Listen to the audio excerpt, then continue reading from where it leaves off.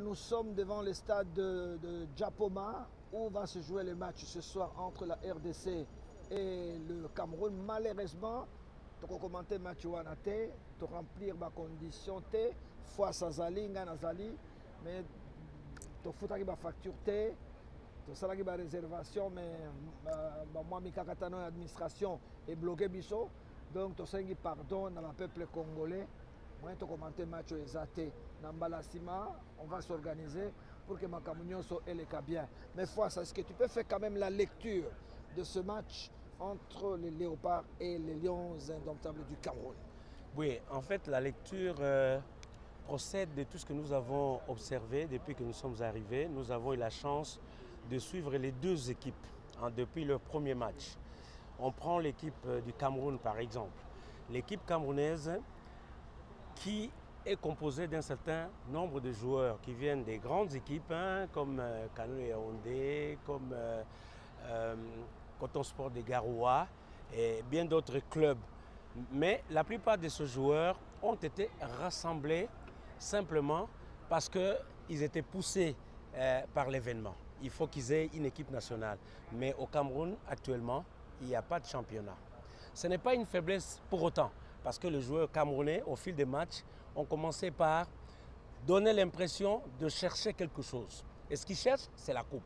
Et alors, quand un pays organise et lance ces lionceaux, comme ils le sont là, pour parler simplement de lions indomptables locaux, quand on les lance comme ça sur les champs et qu'il y a des publics qui viennent avec des ovations, qui viennent avec ce qu'on appelle ici l'esprit combatif camerounais, il faut considérer que c'est une équipe quand même qui tient absolument à garder la coupe qui est organisée chez elle.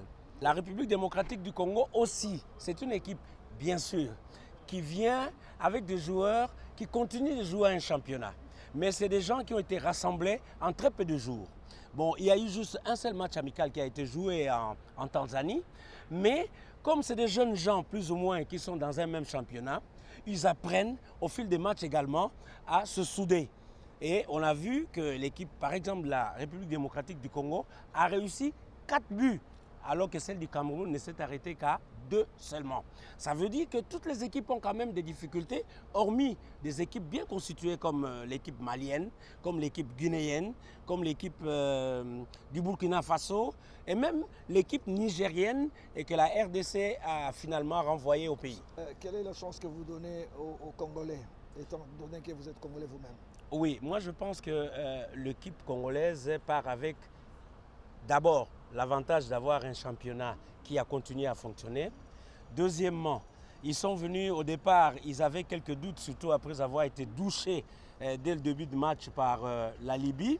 Mais dès lors qu'ils se sont rattrapés et qu'ils ont obtenu le match nul qui les a relancés, et les Congolais commencent aussi à croire qu'ils sont capables de rééditer l'exploit qu'ils ont édité pour la deuxième fois au Rwanda en 2016.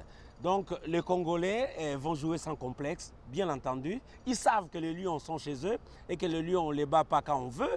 Mais voilà, et ils sont léopards. C'est parmi les fauves.